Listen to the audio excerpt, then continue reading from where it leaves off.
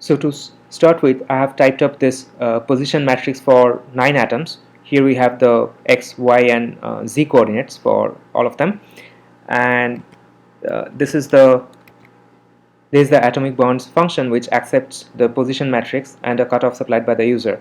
So first we need to find out how many atoms we have, which we can do by using the size command. And here we can ask for the position matrix. We just want the first dimension, and because it's a 9 by 3 matrix, we get 9 and store that as n. And with that, we initiate a sparse matrix of dimension n by n. Next comes the for loops, which calculates the distance and compares. So if you look at the indexing, it's a very standard way of avoiding double counting.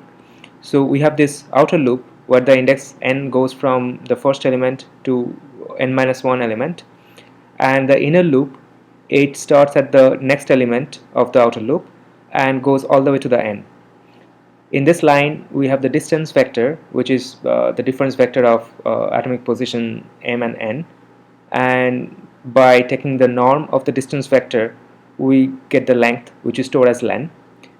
And if that len is less than the cutoff supplied, we store that as the bond mat element nm. So let's see how we perform with this function.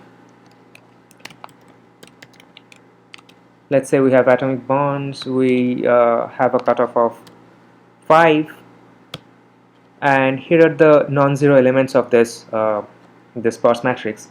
And by using the command full, you can choose to represent the full matrix, and you see that there are some zeros in the upper triangle, which is relevant to us. The lower triangle is entirely 0, and the diagonal elements are also 0. And these zeros are because the numbers there are larger than the cutoff. So if we just for testing, if we choose a much bigger number, much larger cutoff, so we see all those 0 elements are gone, and they were like larger than 5 or first cutoff. And just to test, we can choose to have a much smaller cutoff, and we see except for this one element, rest are all 0.